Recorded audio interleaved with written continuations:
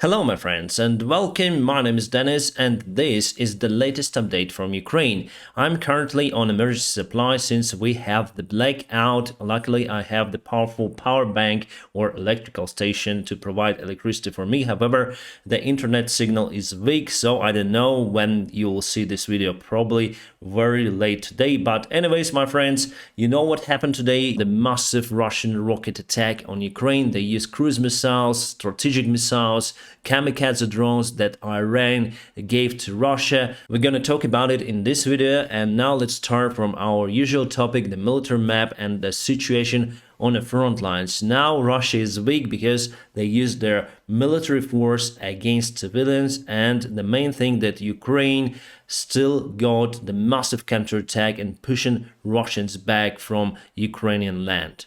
So let's move to Lugansk region, because here you can see this is the Kharkiv region itself, and here already is Lugansk. Before, Russia claimed that they took all of the Lugansk region under their control, but now Ukraine entered Lugansk Oblast with their forces, and today it was some of the change in the front line. Yeah, the internet here is very terrible. I use my phone as a modem to provide the signal for my laptop, and it's terrible. So it was yesterday, and let's see what is today. Today we gained some of the ground and took this part from Russia and this part as well. Not a big change if we say about the picture as whole, but we continue to push Russians away from Lugansk area, and probably we're gonna reinforce our counterattack because we need to use our time now. Then Russia still have the lack in their human resources. They announced for massive mobilization, and mostly they will go to fight in next months probably,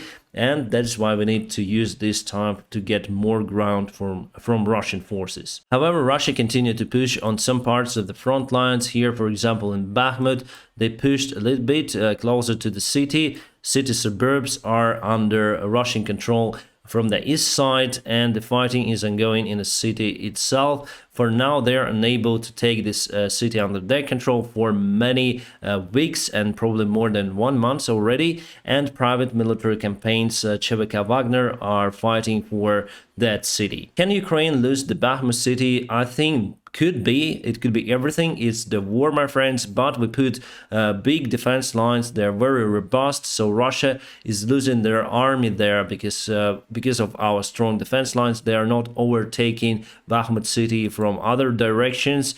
I wonder why, because for Ukrainian army, for example, in Liman, let me tell you, we pushed towards Liman. Russia was able to build defense lines, and we bypassed Liman from this direction and took it from the north mostly. So for me, it's a big mystery why Russia continued to waste their forces here, just going on a straight forward attacks. And also on the south part, we have some of the advantage over here. It was just a map correction probably, so we took this part. So Histavok, it was taken well before, but in a recent update we got this part under our control. Other than that, the situation here is without any changes. About the Kerch breach, Russia claimed that Ukraine did that attack. My friends, I'm in a great doubt about it because everything was done as it looks from the Russian side, because I think that track exploded. Actually, there are many versions why and how it was done, but the train that was on a railroad bridge part, it was standing there for a long time, many hours. It was at the same spot. It's very unusual because trains should cover bridges straightforward. So I'm sure it wasn't the coincidence, and I think personally my idea that the track exploded. The driver was unaware of what he was carrying, and explosion was put in that track by the Russian side, and it is idea of one of the branches of the Russian intelligence services. Why do I think like that? Because there is a big conflict now in Russia between military, Rosguardia, special forces, intelligence services, Kadyrovs, and private military campaigns, and Putin himself. Russia is losing this war, my friends. They are retreating from the front lines and they cannot do anything with it. So they need to find someone to blame for this massive collapse on the front lines. That is why probably one of the intelligence services performed that act. And I saw the video of Putin yesterday, and he was like shocked a little bit with that event on a Kerch bridge, and he said that it was attacked by Ukraine and we should respond in the same way. So today they launched rockets towards Ukraine, killing many civilians. 12 people lost their lives and many more got injured because of the Russian attack on Ukraine today. And one of the rockets, it hit one of the main roads in the central part of the Kiev. I usually take that road, then I go from Kiev to my home. It's well-known street, Boulevard Shevchenko. Some of the rockets hit the playgrounds, memorials, and also they hit critical infrastructure. That is why I am here with you in total blackout, and without electricity I don't have internet, so I don't know. Then you'll see this video, my friends. If you see it, please press the like to support my channel. And this is the central part of the Lviv city. Usually you'll see many lights in that wonderful place. This city has a great history and very popular tourist destination for many guests of Ukraine and also Ukrainians. Now almost total blackout, generators are working, 90% of the city is without electrical supply. So the difference between the attack on the Kerch bridge and Lviv city is totally different.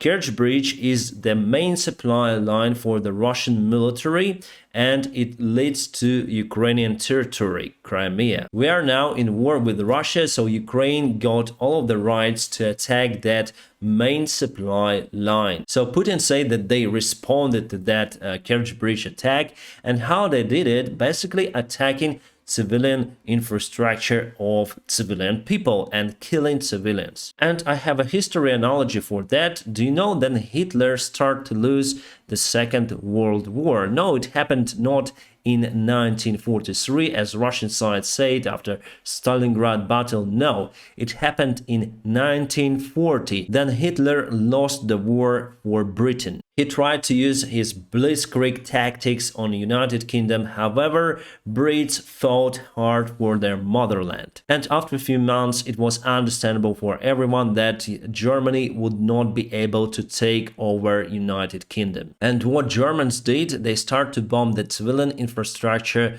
of UK. Even at the very end of the war, then for everyone it was understandable that Germany will lose.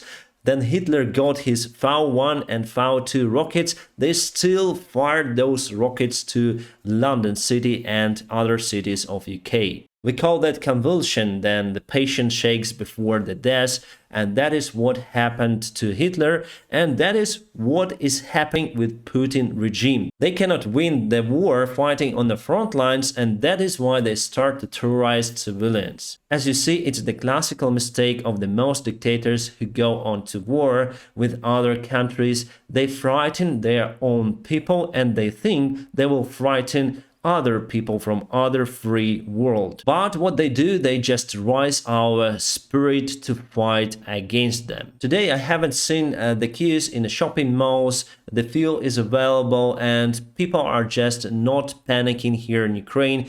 What we need to do is to continue to fight, and nothing really changed for us. Here's the information about the people who lost their lives today. 11 people, but from the recent information, there are 12 people who lost their lives, and also 87 people were injured due to the Russian rocket attack on Ukraine. And Russia wasted from 400 up to $700 million for today's attack. They fired 85 rockets or 83. We have some of their sources saying different number, but we have the same number, 43 rockets that were targeted by our air defense. So roughly 50% of the rockets made their way to their targets. Also 13 of the Shahid 136 kamikaze drones were shot down by air defense. However, many also targeted their targets. But there were some of the good news today for Ukrainian side. So Russia lost their Sukhoi